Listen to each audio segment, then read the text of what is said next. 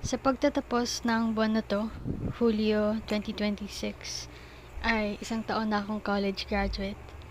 Isang taon na matapos yung huli kong exam, mula ng huling sakay ko ng bus pa Batangas. Isang taon na matapos kong ligpitin ng mga 'to.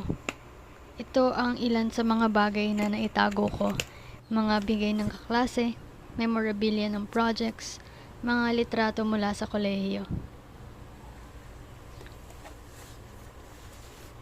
Sa totoo lang, di ko na maalala yung last day namin sa school or sa university.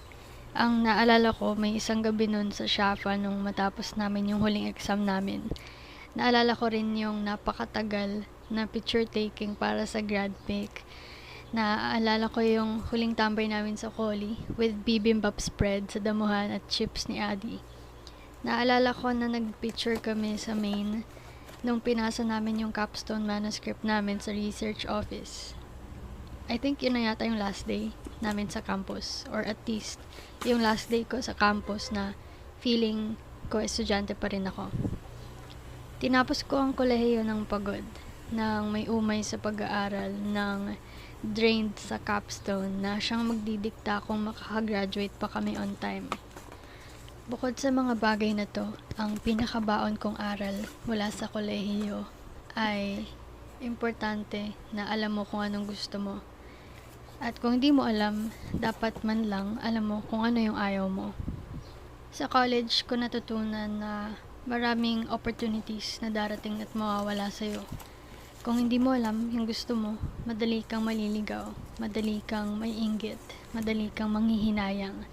May sasakripisyo mo pati yung mga bagay na importante sa'yo, gaya ng tulog, oras, connections, pagkakaibigan, para sa mga bagay na hindi naman pala importante sa'yo, gaya ng bilang ng extra or co-curriculars mo, fame mula sa pagiging student leader, Latin honors, at iba pa.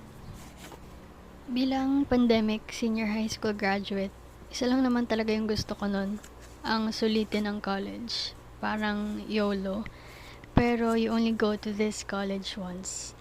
Kaya, ang gusto ko lang nun gumala, mag-try mag-org, makahanap ng mga kaibigan, libutin ng Batangas. Kaya, nung may iba pang achievements na dumating, bonus na lang sila.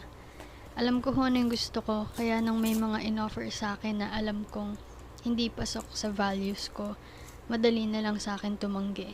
Pagka-graduate, nagpahinga ako, naghanap ako ng trabaho, at ngayon, 4 buwan na akong may work.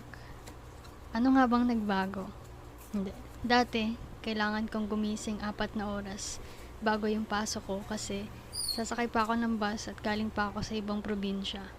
Ngayon, kahit anong oras pa ako gumising, okay lang. Ilang hakbang lang naman yung desk ko mula sa kama ko. Dati, ang burnout, may schedule. Every 2 months before end of the sem, start na yan ng burnout. Tapos, peak niyan, yung last month of the sem kung kailan ang daming deliverables. Tapos after nun, okay ka na ulit. Bakasyon na kasi.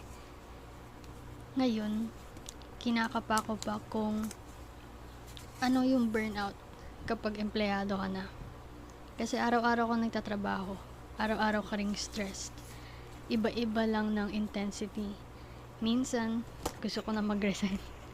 Pero hindi ko alam kung burnout ba yun. Hindi ko alam kung kailan yung peak. Or kailan yung start. Kailan yung end. Walang konkretong simula at katapusan. Higit sa lahat, walang bakasyon dito every after burnout. Sa 4 na buwan kong employed, naranasan ko nang magkamali ng malala. Umattend ng meetings na wala ka namang maintindihan.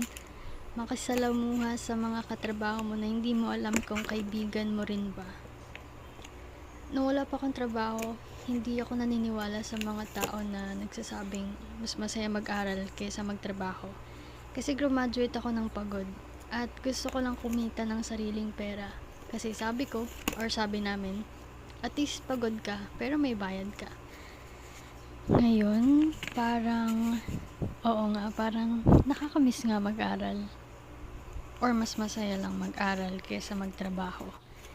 Hindi nakakamiss yung pag-aaral, yung paggawa ng reports, yung pagiging leader sa projects. Pero, ang nakakamiss siguro, yung meron kang kasabay. Nakakamiss na sa araw-araw mong struggles, alam mong hindi lang ikaw yung nakakaranas nun, na sa mga tambay, gala, food trip, yung magkakasama, nare-relieve yung stress nyo. Siguro yun lang. Kasi ngayon, kapag employed ka na, may sarili kang mundong ginagalawan, hiwa-hiwalay kayo ng mga kaklase mo ng industriya, ng kumpanya, ng syudad na ginagalawan, ng priorities, ng financial capabilities.